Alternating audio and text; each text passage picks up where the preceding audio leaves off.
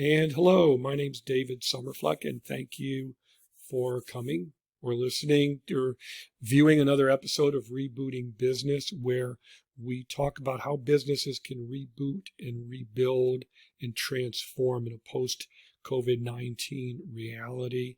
My wonderful guest today is Emily Wise. Emily, please introduce yourself. And Emily is a virtual assistant, so I'd love to get into your background and let you take it away. Thanks. Thank you for having Sure. me on your show. I appreciate it. Thank you for being here. Yeah.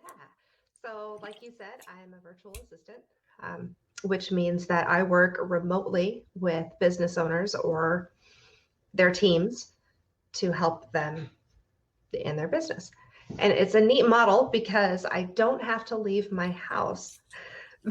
The way that I got into this was before this, I was managing 3 mattress stores, and I was gone from my house all the time. And even when I was home, I was still working, and my family got tired of it. So I quit. And I stayed home with my daughter before she went to kindergarten, and we needed some extra income. So I started looking at what I could do to help the family financially while still being able to be here for them. And I discovered virtual assistant. Now, how did you get started? Because anybody who's on the internet on a fairly regular, consistent basis knows that a lot of what you see online for job postings, you either never hear back from, or they're kind of like get rich quick Ponzi schemes. How did you find and develop some consistency and regularity or stability in working as a virtual assistant? So I actually started out with working with a service. The one that I work with is called Time, Etc. So what they do is with them, it's a pretty rigorous hiring process. It took me about 3 weeks to get hired. I had to fill out a lot of stuff. But once you do, you work under them, they pay you, and you don't have to pay anything for marketing and nothing. It's all throughout their platform. I can look for clients. That's where I run my timer because they pay me by the hour. My clients pay them, they pay me. So there's never payment issues where I have a client that won't pay an invoice, and there's no advertising costs, Now, which is nice. it is absolutely. How did you come to decide what your range of services would be? Was it based on past experiences that you had in retail management and inventory?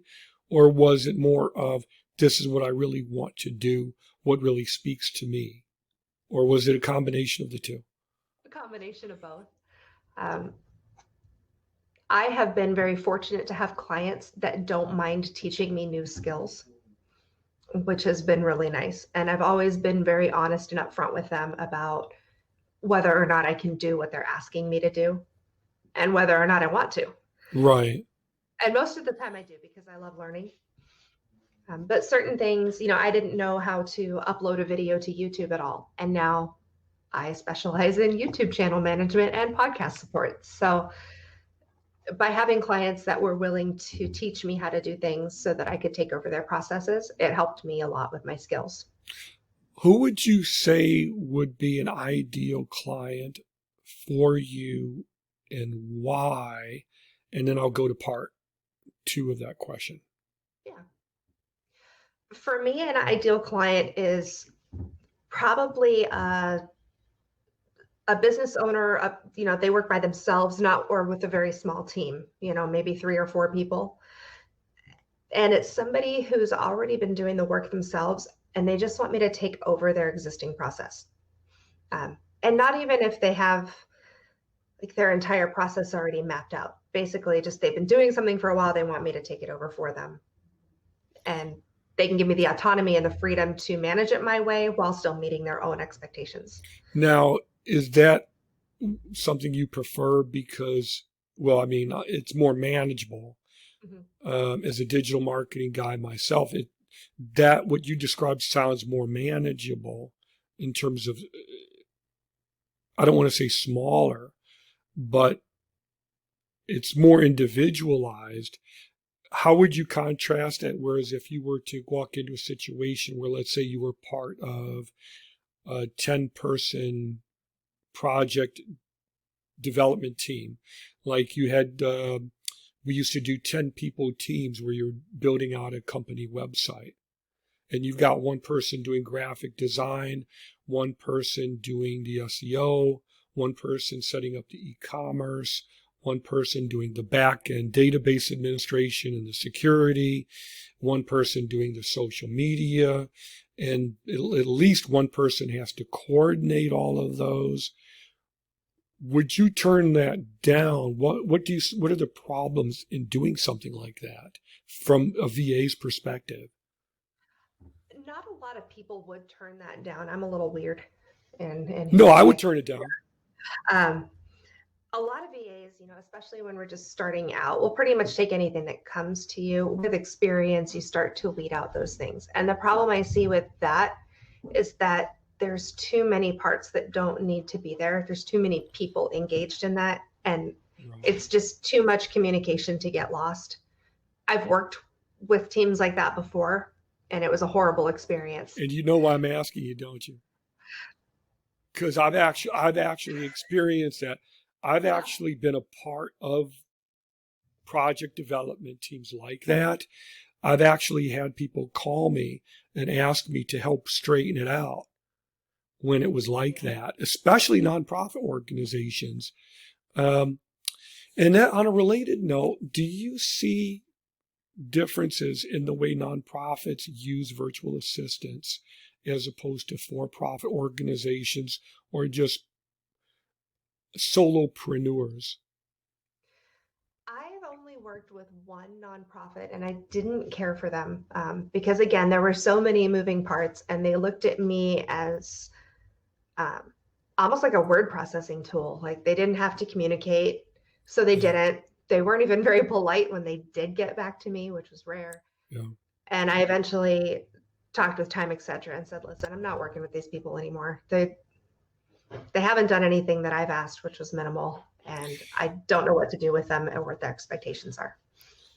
Yeah, I think having the intermediary, like you said, the company acting as the intermediary, basically putting the hand up Mhm. and making them go through certain processes to onboard them, it takes away a lot of the pressure for the individual, um, for the virtual assistant, or from my perspective as a digital marketing guy, working within the confines of a large organization. Um, how would you say, in broad terms, how a virtual assistant can help a typical small business scale for accelerated growth? Like I don't want to say a pitch because that's kind of the wrong word, Yeah. but so that the small business owner and entrepreneur out there, like a lawyer, a solo practice lawyer, or a small clinic, let's say, or an accountant, could utilize the services of a virtual assistant more efficiently, but also see it as something that they could benefit from. How would you speak to that? Well, for one, we save you a ton of money. Um, Clients will typically pay between $20 and $25 an hour, depending on how many hours they purchase from the service. For my clients that I take outside of the service, it's a straight up package deal. This is what you get. You pay me monthly Mm-hmm. or per episode. Um, by paying like that, you don't have to pay sick time. So you're not paying somebody when they're sick. You're not paying their employment taxes. You're not paying their health benefits. And if you don't need a full-time employee sitting in an office, like in a receptionist capacity, you just need somebody to data process or file payroll or tasks here and there that don't require you to be paid for 8 hours a day, where you're sitting on Facebook for half of it because you're bored. It's a lot of money saved. Yeah, and certainly I know that there are many virtual assistants, and correct me if I'm wrong, who also work in specifically solely in call center type environments where they simply take calls and respond to emails, and that's all that they do. Yep. I have a couple of email management clients, and one of them I just go in there and do product support a few times a day. It's and he doesn't need to hire somebody to do that 8 hours a day or 6 hours a day or something, because it takes me maybe half an hour a day. Yeah, and with call forwarding that you And can set up on any phone, you could get a burner phone. You can have call forwarding through Google Voice or what's that, with a Grasshopper or something. You can do so many call forwarding services that you could literally just sit at home and probably take 20 different lines through Skype or something, I would imagine. yep, and I did take business calls for a client. He had a Ring Central account, and so Yeah. we set it up in Ring Central, and it just forwarded to my phone that I had, my cell phone.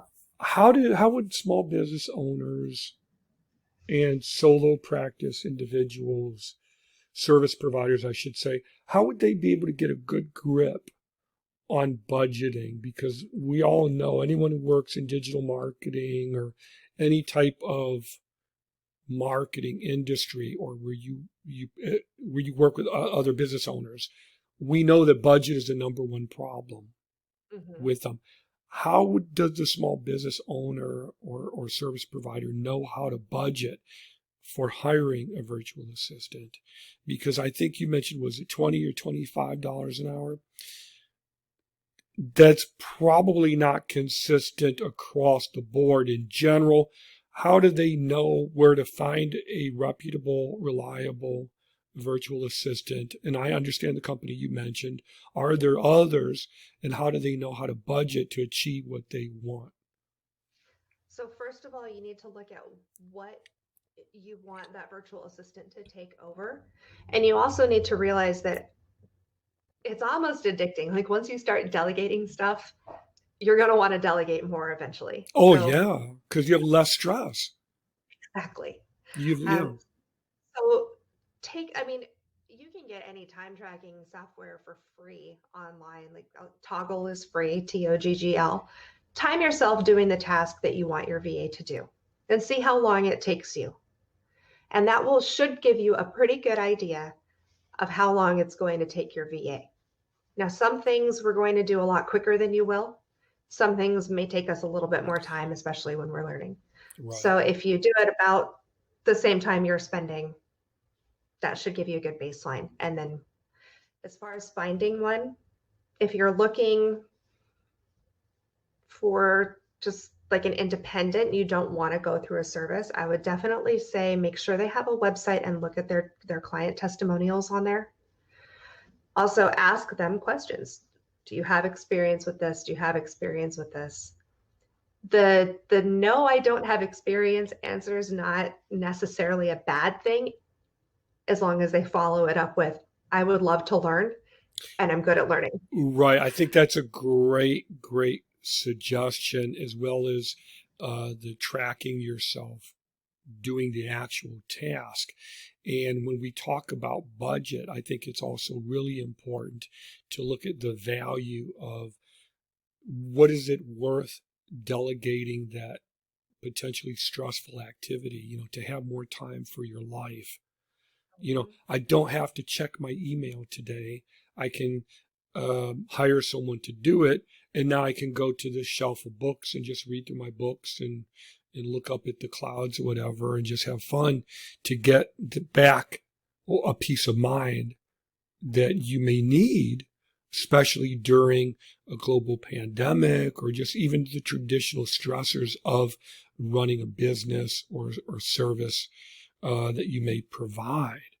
Yeah, look at those things that you're doing at 11 o'clock at night because you've been putting them off all day because they're easy, but you don't necessarily want to do them, but they need to be done.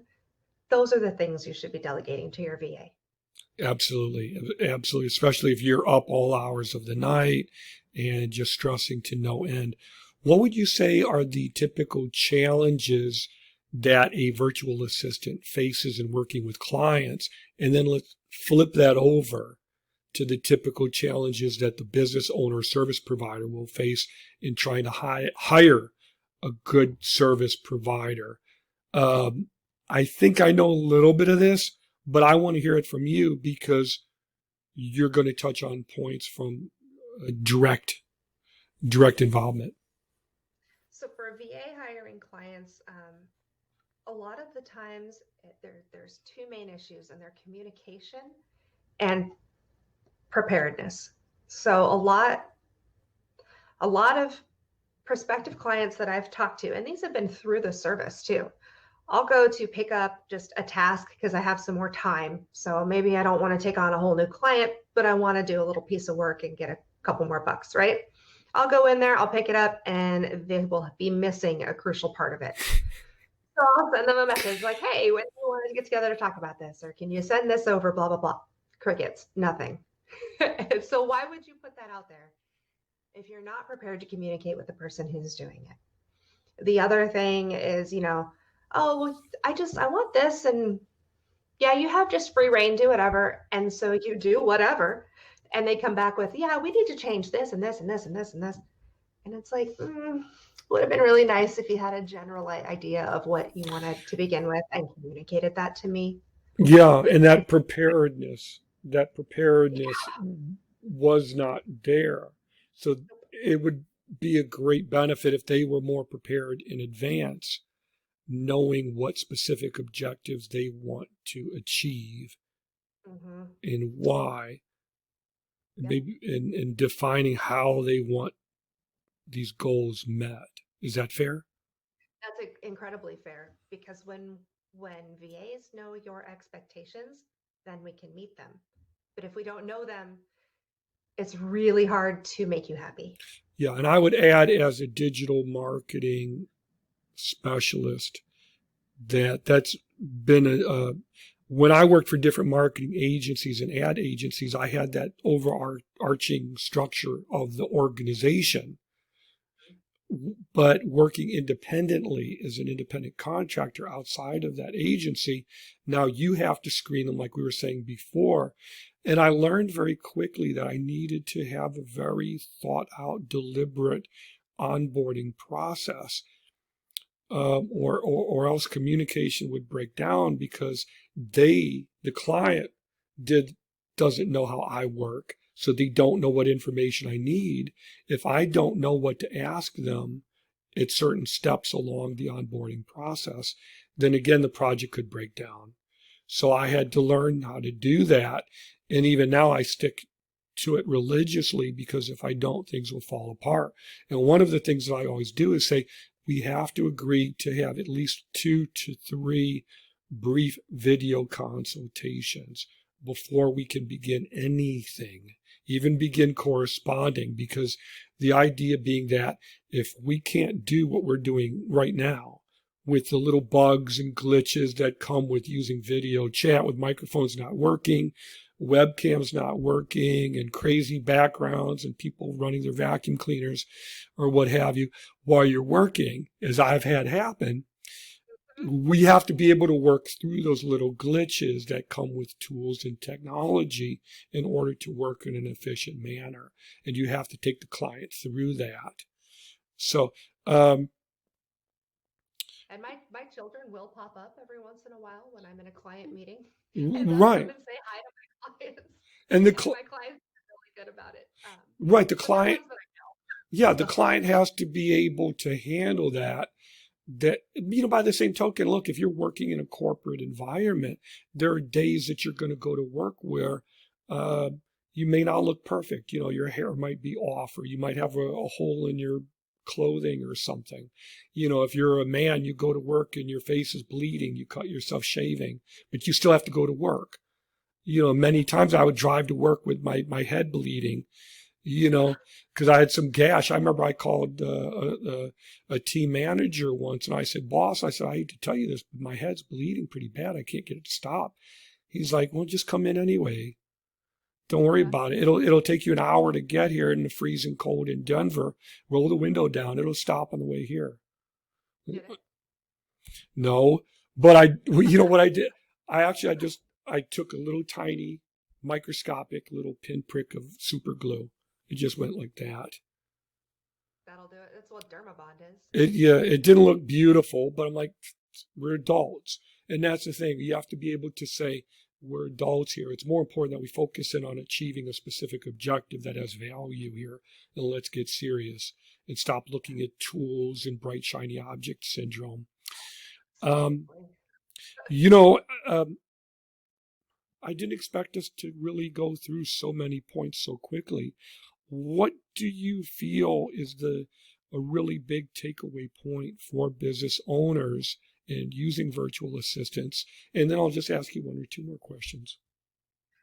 So virtual assistants are generally people who work very well on their own.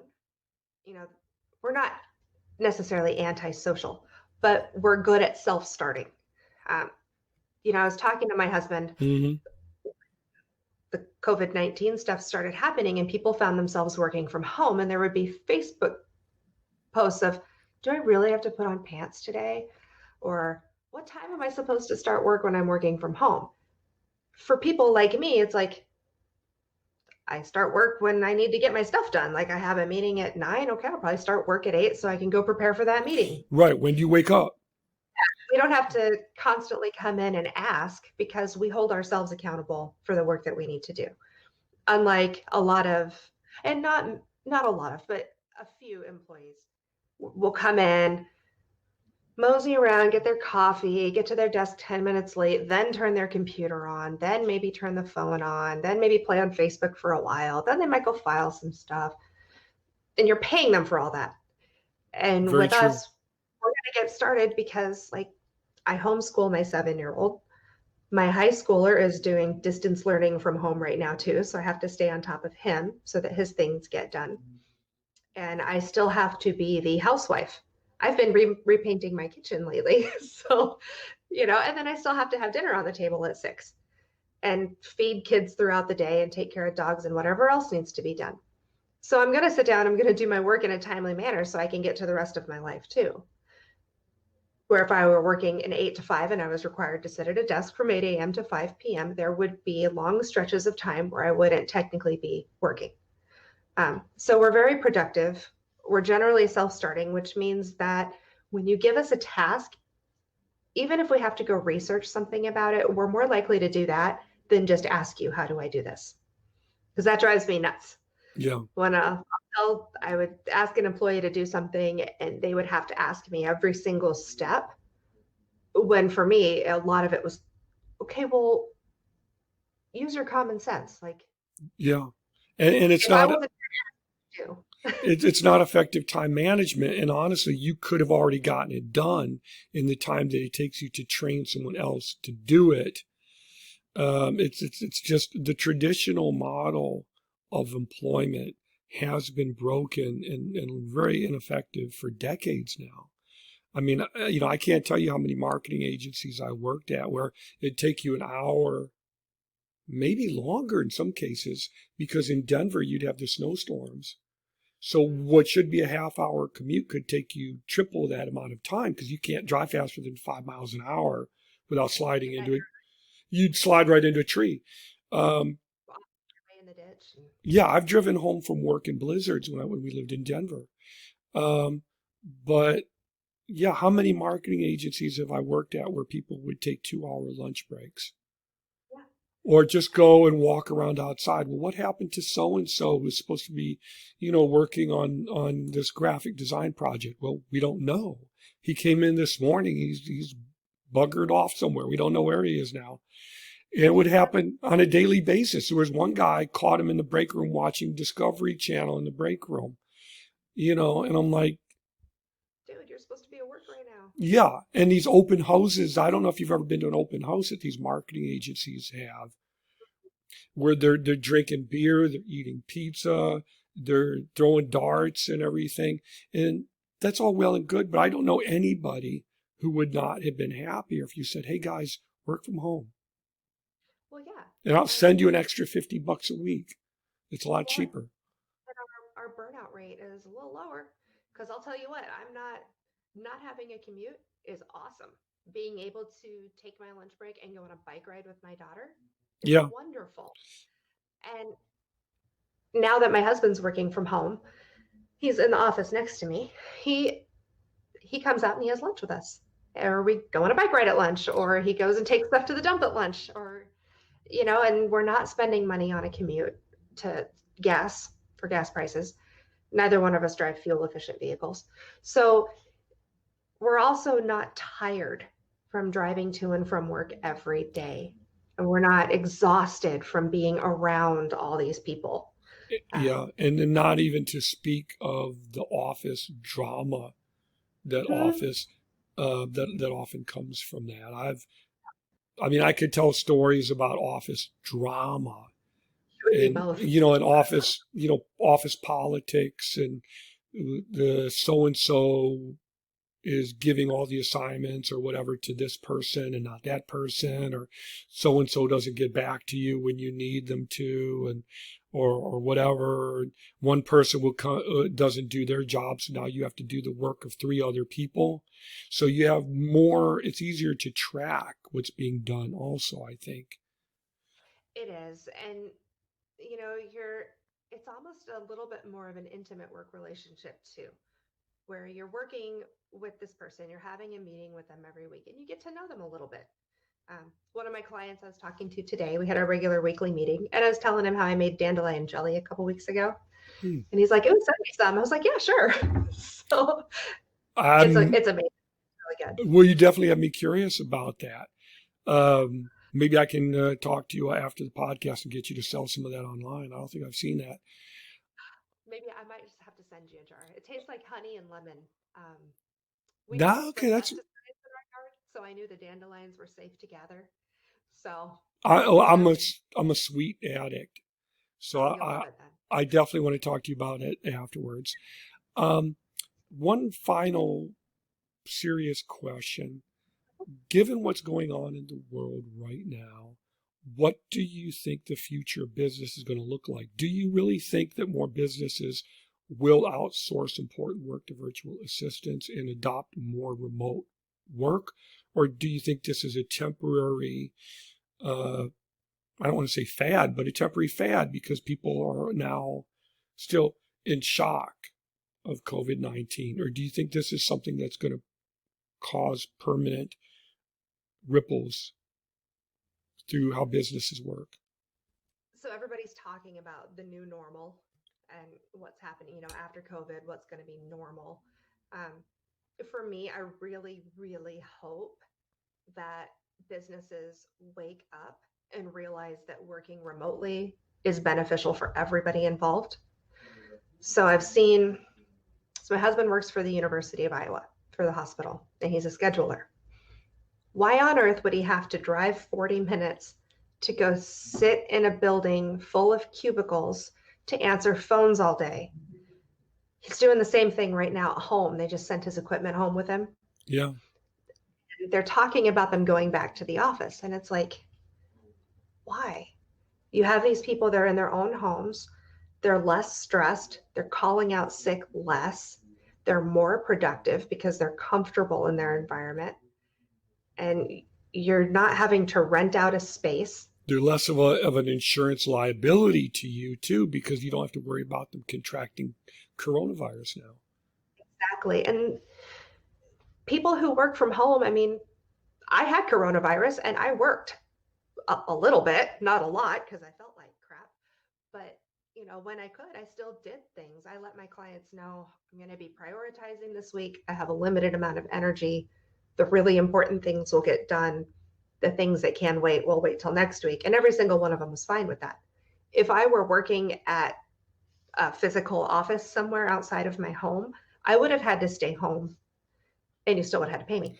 But I would have had to stay home so I didn't get everybody else sick. Yeah, and you might have been exposed to it multiple times too, because there have been reports of people contracting coronavirus on more than one occasion, where Yeah. they get it, they recover, and then a month or two later they come down with it a second time. I've read about this occurring in China. I'm not sure if they've had cases of this in the U.S. yet. I think there have been a few. Um, That calls it COVID 38 because it's 19 times 2. that's a good one though. Uh, We have kind of a dark sense of humor in our house. Well, I'm glad that you said that. I think it's always important to have a little bit of levity in light of what's going on. Well, Emily, I always appreciate your time and always enjoy talking with you. You're just a very relaxed person.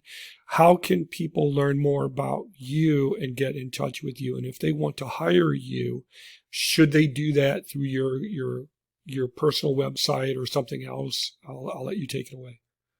You have a choice. So, with the service, if we're not a good fit, um, you can find a new VA very, very quickly because they'll match you up with another one. And so that's kind of the benefits of going through time, etc. And it is time, ETC, like etc. But if you want to hire me directly, that's fine too. And that would be at wiserva.com. Especially if you're doing a podcast or a YouTube channel, my rates are right there on my website. And please don't let the title of my podcast, Bad Clients Podcast, turn you off. It's not about my own clients. So, yeah, it's actually a good learning tool if you want to learn how to work remotely with people. And how not to be a bad client. How to be a bad client. You can learn from the mistakes that my guests and I have made. Yes, what not to do. And I had a lot of fun being a guest on that podcast, just venting. But it's the number one issue was always down to communication, open, clear communication, and making that a part of your workflow and onboarding. Well, Emily, as usual, I had a blast talking to you. I'm David Somerfleck, your host, and for digital marketing information, digital marketing services, or to learn more about digital marketing in general, you can visit me online at dms.blue. And if you enjoyed this podcast in video or audio format, please give it a thumbs up and consider subscribing as we continue to have more and more episodes and build more as well. And check the notes down below, and you can also submit a question for a future episode. So, Emily, please stick around for a couple more minutes, and thank you again for your time.